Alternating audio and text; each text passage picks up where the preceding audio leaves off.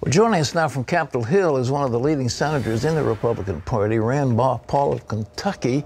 Senator, it's a pleasure to have you with us again on the 700 Club. Let me ask you one question to start off. What was life like in the Senate under the domination of Senator Harry Reid? What did you feel like? You know, in some ways kind of boring because we never got to vote on anything. There was no Republican input on any bills, no Republican amendments for the last couple of years. So in some ways it was just sort of a giving up. And so I think it's going to be different. I think with us in charge, that Senator McConnell is going to allow Democrats to have votes on their amendments, and he's going to allow them to have input on legislation, because frankly, that's the only way things can pass in the Senate. So I think it's going to be a big improvement. Well, you've got what is called a lame duck Congress right now because you haven't really, the new members haven't taken their seats yet. Do you think anything's going to be done in this interim period? You know, I think during the lame duck period that there's a chance we'll pass some things. One of the things I've advocated for a long time is criminal justice reform. I think youthful kids who make mistakes with drugs, we ought to try to help them. But I think 10 and 20 years in jail is just going too far. Many of them lose their right to vote. Many of them lose their ability to get useful work. And then they go back into a cycle of drugs and poverty. So I'd like to see reform of criminal justice system. And there's actually agreement on both sides of the aisle. I spoke with Cory Booker yesterday about actually trying to push this in the lame duck session. Well, you know, that weighs heavily on the minority community, the African Americans and others.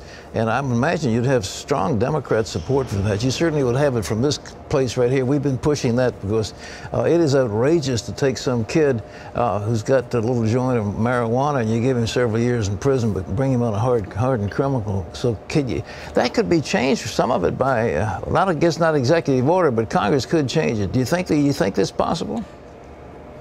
Well, there is one bill on mandatory minimums. We have a law now that says that a judge has no discretion and that sometimes, for example, there's a young man named Weldon Angelos who got 55 years in prison for selling $350 worth of marijuana.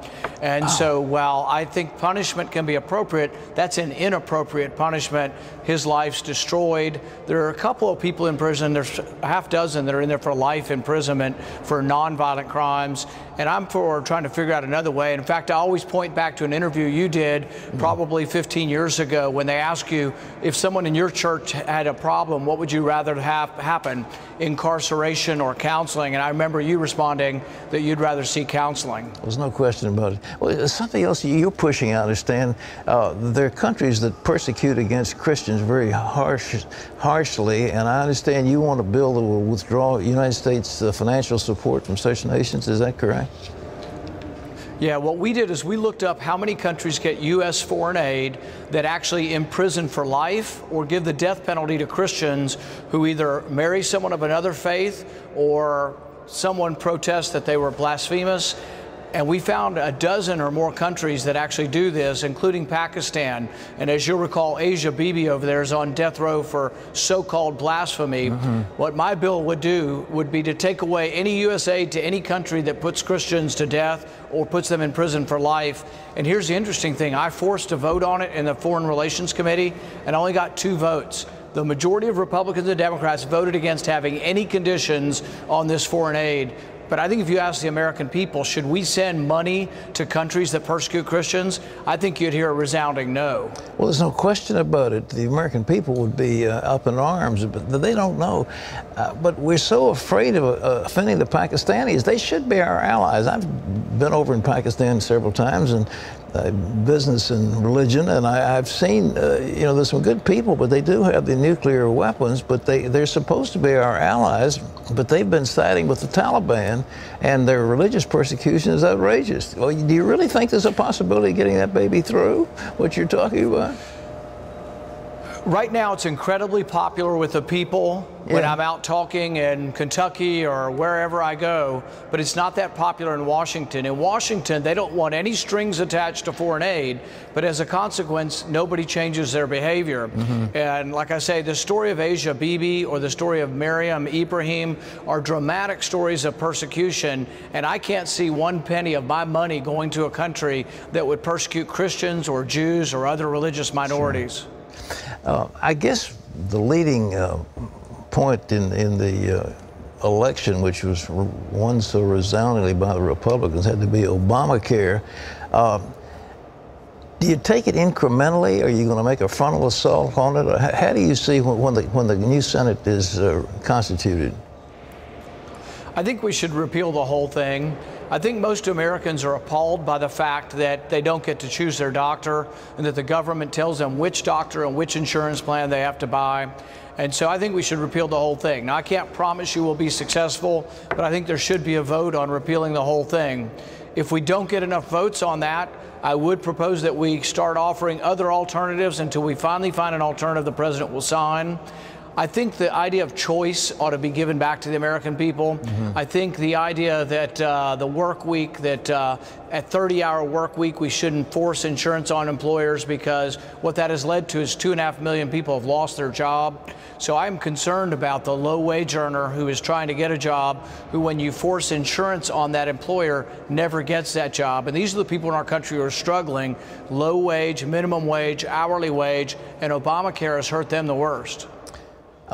Looking forward a little bit, I know that your name has been in contention as a possible candidate, but you also, on election eve, mentioned the candidate of the Democratic Party who didn't do too well. What do you think about her? Do you think she can win this thing? I mean, is she going to be the nominee of the Democrat?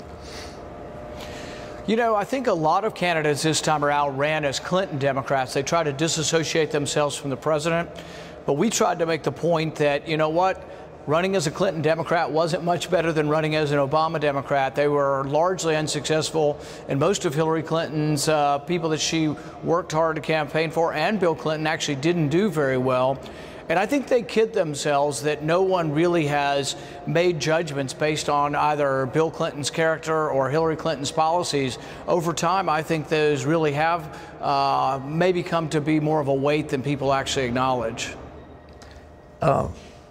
Tell me what's coming, 1, 2, 3, when January rolls around. It will be the Republican initiatives in the Congress, and I think the House and Senate will be pretty much together. What will be the 3 or 4 top priorities? For me, the #1 priority, other than Obamacare, will be I want to stimulate our economy by inviting American profit to come home. We have $2 trillion worth of American profit overseas, and it won't come home because our taxes are too high.